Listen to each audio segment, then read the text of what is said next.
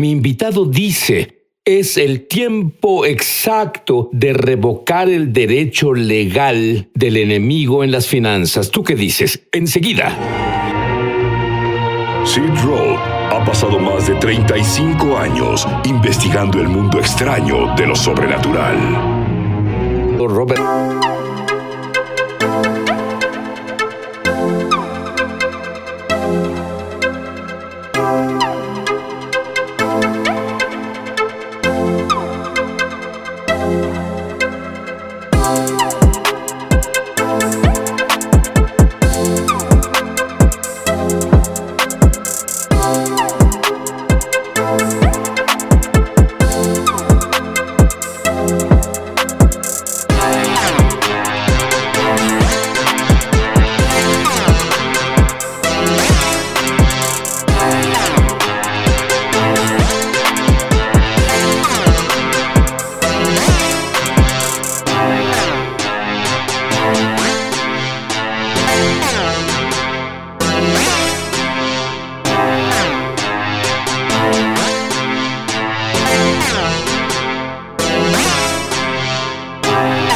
Henderson, él ha enseñado sobre las cortes del cielo, que es una asombrosa revelación que ya ha respondido oraciones por más de una década. Para aquellos que no han oído antes de ello, ¿puedes explicar brevemente qué son las cortes del cielo? Las cortes del cielo son una dimensión espiritual a la que por fe entramos.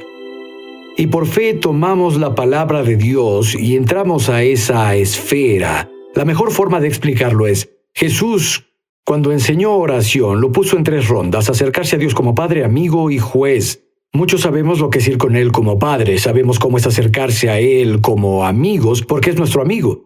Pero en el libro de Lucas, capítulo 18, en verdad Él dice que podemos venir ante Él en su sistema judicial, porque Jesús habló sobre una mujer que fue ante un juez injusto, y debido a la presentación persistente de su caso, tuvo un veredicto. Y el asunto es que si esta mujer obtuvo un veredicto de un juez injusto, el punto de Jesús era ¿cuánto más podemos ir ante Dios, el juez de todo, y que emita veredictos a nuestro favor? Lo que encontraste fue que el enemigo tiene derecho legal contra nosotros por nuestros ancestros o nuestros días actuales en la vida. Y mientras el enemigo tenga este derecho legal, es como si el cielo se cerrara. De hecho, la palabra adversario es antídicos, y ante significa en vez o en contra. Dico significa derechos, pero junto en realidad significa quien trae una demanda judicial. Y el propósito del diablo como antídicos, pues en 1 de Pedro 5:8 dice que eso es, el poder del diablo como el antídicos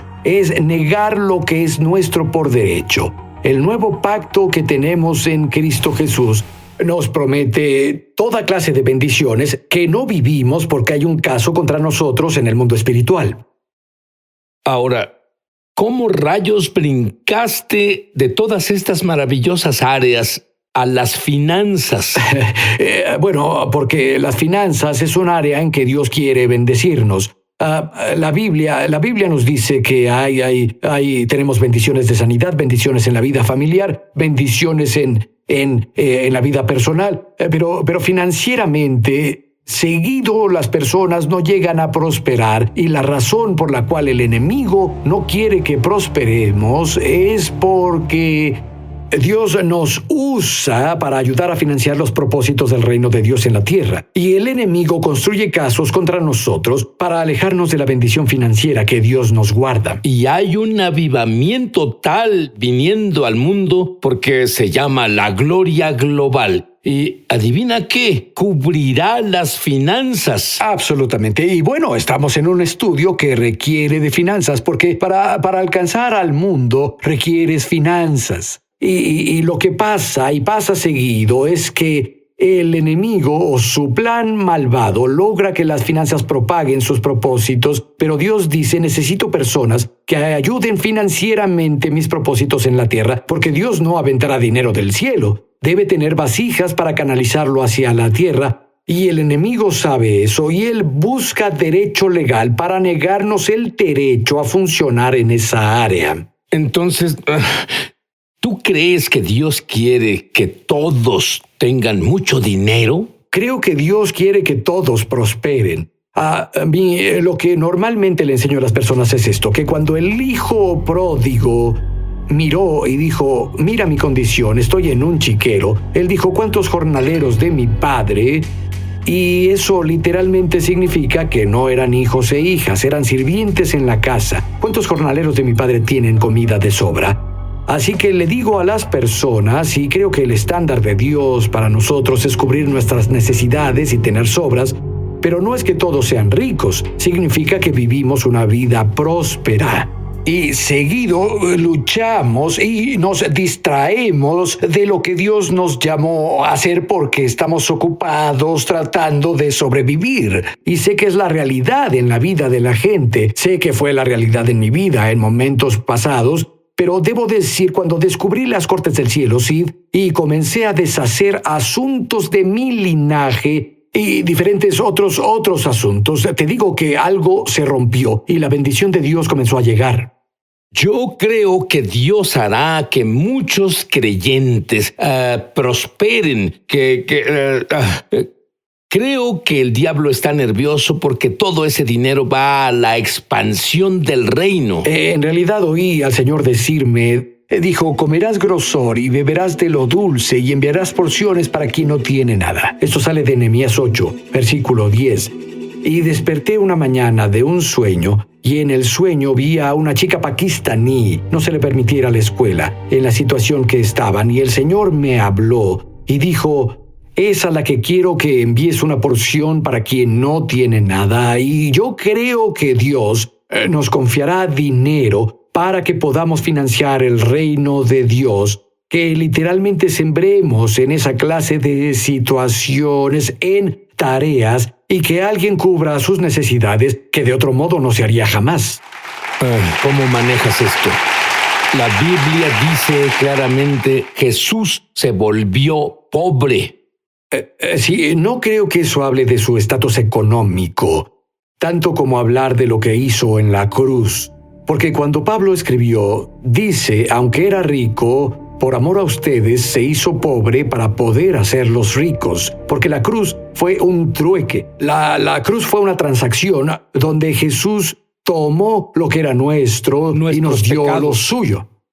Otra cosa que señalas, y voy a decirte, algunas de las cosas que encontrarás en este show, nunca las oíste antes. Deuteronomio 8:18, oíste eso antes tal vez. Él te da el poder de hacer riquezas. Lo han malentendido totalmente. Explícalo. Bueno, él dice, te da poder para hacer las riquezas a fin de confirmar el pacto que juró a tus padres. Y hay otras cosas aquí, pero lo primero que es muy claro es que Él no nos da riqueza, Él nos da el poder para crear riqueza. En otras palabras, ideas, entendimiento creativo, favores, conexiones que vienen porque la bendición de Dios está sobre nosotros, pues somos el pueblo del pacto. Y la Biblia dice, Él te da poder para hacerlas. Esa palabra, hacer, literalmente podemos tener la idea de concebir algo, y la forma en que la riqueza viene es que Dios deje una idea en tu espíritu. Pero bueno, muchos siempre pensamos, y tal vez pase una vez en un trillón de años, que vayamos al buzón y haya un cheque de $10,000 ahí. Esa no es la norma, esa es la excepción. Eso es correcto, porque la forma en que Dios lleva la riqueza a tus manos y hacernos prosperar es impartiéndonos el poder de hacer riqueza, la bendición de Dios sobre nosotros. Creo que es un resultado por ser personas de su pacto. Y entonces, de nuevo, cuando Jesús murió en la cruz, Él trató con el pecado, trató con la enfermedad, trató con el espíritu de pobreza que quiere controlarnos, y eso le digo a las personas, que quiere determinar nuestro futuro en vez de lo que Dios dice. ¿Qué dice la Biblia sobre la transferencia de riqueza del fin de los tiempos? Bueno, claramente en las Escrituras la Biblia promete que al pecador da el trabajo de recoger para darlo al que agrada a Dios. Y en realidad creo que es interesante porque Él no solo dice la riqueza será transferida. Entendemos, al ser transferida la riqueza, el pecador y sus planes, lo que ha propagado en la tierra. Ellos perdieron su influencia porque la riqueza produce influencia. Y Dios quiere confiarnos con riqueza para ver su orden del día, su propósito en la tierra, y la riqueza transferida es para ese propósito, es por esa razón. Ahora, oí sobre la riqueza transferida por años y años y años, pero normalmente era sobre cómo iba a ser bendecido y cómo iba a tener una mejor vida y cómo, tú sabes, pasará eso. Pero entiendo que la riqueza transferida es para el cumplimiento del plan de Dios en la tierra y porque no podemos ver que pase sin que eso ocurra. Y hay algo que tú haces y que quienes nos ven pueden hacer, que hizo la diferencia en el mundo y la revelación que tienes, que nos permite alcanzar la riqueza transferida, y lo has hecho por muchos años. Se llama orar en lenguas. Sí, absolutamente. Oro en lenguas, lo mencionaste el otro día. En realidad oro en lenguas mucho. Cuando estoy en mi tiempo de orar, la mitad de mi tiempo lo paso orando en el Espíritu, porque abre tu corazón en lenguas, abre tu entendimiento natural. Por eso el apóstol Pablo dijo, oro en el Espíritu, oro en mi entendimiento. Y el orden es muy importante aquí. Canto en el Espíritu, canto en mi entendimiento. Porque funcionar en la esfera espiritual en verdad abre la esfera del entendimiento, que es de donde vienen las revelaciones, de ahí vienen las ideas. El poder para hacer riqueza puede impartirse. Mi hijo viaja conmigo en aviones a veces, y él le dijo a su madre una vez, él le dijo, papá está hablando solo. pero lo que hago es orar en el Espíritu mientras estoy en el proceso de la vida normal. Ahora, hay personas que nos ven ahora y ven un lindo traje, tu cabello estilizado, linda corbata, tal vez un lindo reloj, y dicen, yo no me identifico con él. No sé de dónde saldrá el dinero para alimentar a mi familia. Yo ni siquiera sé de dónde voy a sacar mi próximo salario. Él no puede identificarse conmigo. Todo lo que él enseña no aplica conmigo. ¿Qué les dirías? Diría que están completamente mal, porque si conocieran mi historia, se asombrarían por lo que Dios hizo. Cuando descubrí honestamente las cortes del cielo, hasta ese punto, Mary y yo en realidad luchábamos. Descubrí que había un caso legal contra mí en el mundo espiritual. ¿Durante cuántos años lucharon? Bueno, déjame decirte, 30 años. 30 años de la vida. Así 30 años de la vida matrimonial. ¿Te identificas con él? Te lo digo. 30 años de vida matrimonial. Y cuando descubrí las cortes del cielo y comencé a practicar esos principios y busqué deshacer el derecho legal que el enemigo clava. Y esa es la clave. Son legales. Y ¿no dice la Biblia que el diablo es un acusador? Está ahí acusándote por los derechos legales. Algunos los conocen, algunos no los conocen. Pero ¿qué pasa cuando esos derechos son removidos? Bueno, en la esfera de la que hablamos, la bendición y prosperidad vienen. Vamos, sí, me asombré del todo. Estaba absolutamente asombrado con las ideas que usé y no funcionaron, pero ahora funcionaban. Los conceptos y los principios. Ha sido una cosa asombrosa, donde de pronto las cosas comenzaron a prosperar. Pienso en Pedro. Cuando Pedro pescó toda la noche y no atrapó nada, Jesús dijo, ve a lo profundo y suelta tu red. Y a la orden del Señor lo hizo renuente, parece, lo hizo y pescó una gran cantidad. Y le digo a las personas, escuchen, no sobreespiritualicen esto. ¿Qué significaban los peces para Pedro? No significaban almas, significaban dinero. Significaban para Pedro el tener dinero caído de arriba. Ahora, porque algo cambió de la noche a la siguiente mañana. Un cambio completo porque oyó la palabra del Señor y caminó con ella. Y lo que tú dices es que muchos cristianos tienen espíritu de pobreza. ¿Qué es un espíritu de pobreza? Pues un espíritu de pobreza es una forma de pensar, puede ser una mentalidad, pero creo que más que nada es algo que el diablo usa. Es una maldición que él usa para en realidad limitar el resultado que vemos de nuestra labor. La pobreza no es una situación económica, es una entidad espiritual. Pero el escritor de Proverbios dice, entonces tu pobreza te asaltará como un bandido, la escasez te atacará como un ladrón armado y maleante. Así que tienes que romper el acuerdo con esa entidad espiritual. Si fuera solo una condición, entonces cambiarías algunas cosas que haces en lo natural, pero no solo es una condición. En realidad es un ser espiritual con quien debemos romper acuerdos. Bueno, tienes muchas gemas. No tenemos tiempo para cubrirlas todas, pero todo está en el libro. Cuando regrese, Robert reprenderá al espíritu de la pobreza de tu vida y orará porque entres en la gloria, la esfera de los milagros. Robert, tú enseñas que el dinero tiene una voz.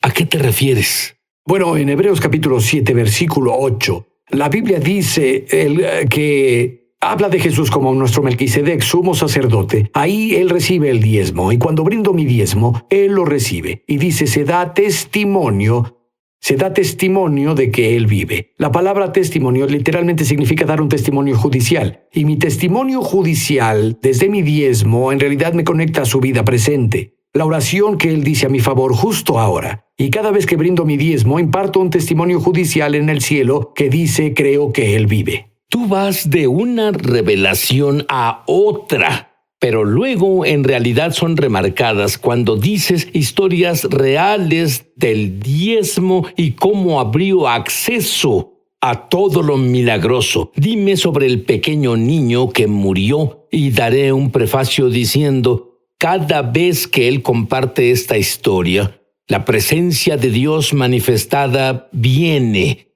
y yo espero que la presencia de Dios vaya justo a tu hogar o donde nos estés viendo. Adelante. Sí, hay un pastor mexicano que estaba en el interior de México, en un lugar desértico. Él hacía reuniones de campamento y él llevó a un orador americano. Y cuando hacen esas reuniones de campamento, cavan unos hoyos profundos y cubiertos con plástico como tanques bautismales. Así cuando las personas eran salvadas y nacían de nuevo, las bautizaba. Bueno, llevaban con las reuniones de campamento, yo creo que un tiempo, pero creo que fue en la reunión matutina y el pastor en realidad traducía para el evangelista americano que le hablaba a las personas que estaban ahí. Bueno, el pequeño hijo de 2 años del pastor se alejó de quien se suponía debía cuidar y se cayó en el pozo bautismal. La piscina, y estaba llena de agua y se ahogó y estuvo ahí por un largo rato antes de que lo encontraran. Y cuando lo encontraron, debido al calor del sol, su cuerpo se inflamó y estaba muerto porque se ahogó. Bueno, por supuesto, ellos entraron y rompieron la reunión, le dijeron al pastor, dijeron, debe venir. Entonces él fue y tomó a su hijo y entró en una choza. Y dicen que había una choza ahí. Y bueno, podías ver entre las grietas hacia el cuarto. Y entró en su choza y se sentó en la cama y cargaba a su pequeño, y él clamaba a Dios en español. Bueno, el orador americano que estaba ahí no hablaba español y estaba pegado a la choza viendo por las ranuras. Y le dijo a uno de los mexicanos que estaba ahí, le dijo, ¿qué dice? ¿Qué dice? Porque tiene a su niño, y clamaba en español. Y le dijeron, él dice, pero Dios doy diezmo, pero Dios doy diezmo. Y eso era lo que clamaba. Dijeron, de pronto la gloria de Dios entró a la choza. Está pasando. Sí, puedes sentirla. La gloria de Dios vino a esa choza y el pequeño comenzó a escupir y balbucear y su cuerpo volvió a la normalidad y resucitó de la muerte. Porque el pastor tenía derecho a lo milagroso basado en su obediencia al diezmar. Bueno, hablando de la gloria que ya invadió el estudio, bueno, es fuerte. ¿Y qué hay de la mujer que sanó de cáncer? Sí, esa fue una situación donde alguien llamó y dijo, ¿puede orar con esta señora que tiene cáncer? Y dije, pues seguro. Acortando la historia, terminamos en el teléfono con ella e hice algo que yo nunca hice antes. Yo había visto que el diezmo habla y da testimonio en las cortes del cielo. Y guié a la señora en oración con base en sus diezmos. Ella impartió testimonio judicial de que creía que Jesús vivía y que Él hablaba en su favor. Entonces, con base en eso, la hice orar. Señor, con base en mis diezmos y lo que dice ante ti, derramarías tu fluir sanador en mi vida. Y literalmente, ella tenía bultos en su cuerpo. En un par de días, los bultos desaparecieron de su cuerpo y comenzó a sanar completamente del cáncer. Quiero decir una oración contigo para que tengas un conocimiento experiencial de Dios. Tú que conoces, tú que naciste de nuevo y que tus pecados son perdonados antes de impartir la gloria. Di esto después de mí. Querido Dios, dilo fuerte. Querido Dios, soy un pecador. Por favor, perdóname. Creo que la sangre de Jesús eliminó mis pecados, cada uno de ellos, y me limpió. Y Dios, ahora que estoy limpio, ven y vive dentro de mí. Te hago no solo mi Salvador, sino mi Señor. Quiero experimentarte. Amén. Y Robert, rompe el espíritu de la pobreza y ora por la gloria. Y Padre, quiero agradecerte ahora mismo por aquellos que nos ven. Y Señor, quiero decretar y declarar, incluso desde esta autoridad que me diste en las cortes del cielo, que todo derecho legal con base en la sangre de Cristo se rompe en tu pueblo, que el enemigo reclamaba para afligir con espíritu de pobreza y ganancias diminutas por su labor. Señor, decreto justo ahora la pobreza, tú la destruyes, sus derechos son revocados con base en lo que Jesús hizo por nosotros en la cruz, que se volvió pobre para que podamos prosperar, e incluso las Escrituras dicen ser rico. Así que imparto eso a tu pueblo y digo, Señor, deja que la prosperidad venga ahora. Señor, incluso veo puertas abrirse, puertas viniendo ahora con nuevas oportunidades para las personas a las que no se les permitió antes. Esas puertas están abiertas ahora, se abren justo ahora para tu pueblo y permites que la provisión venga, Señor, como nunca llegó antes. Y Señor, esa sensación que tienen de estar en una trampa, la rompo para ellos y sé que están libres desde ahora, en el nombre de Jesús. Y pido ahora el peso de tu gloria, Señor, para que el peso de tu gloria descienda sobre tu pueblo, para que sea su constante compañía, Señor, para guardarlos. Señor, incluso me acuerdo de las Escrituras, que tú caminas sobre el camino de santidad y aunque fuimos necios, no nos perderemos. Digo que el peso de tu gloria viene ahora, Señor, y nos da empoderamiento para vivir una vida de santidad como nunca antes. Te agradezco por hacer esto por tu pueblo, en el nombre de Jesús. Amén.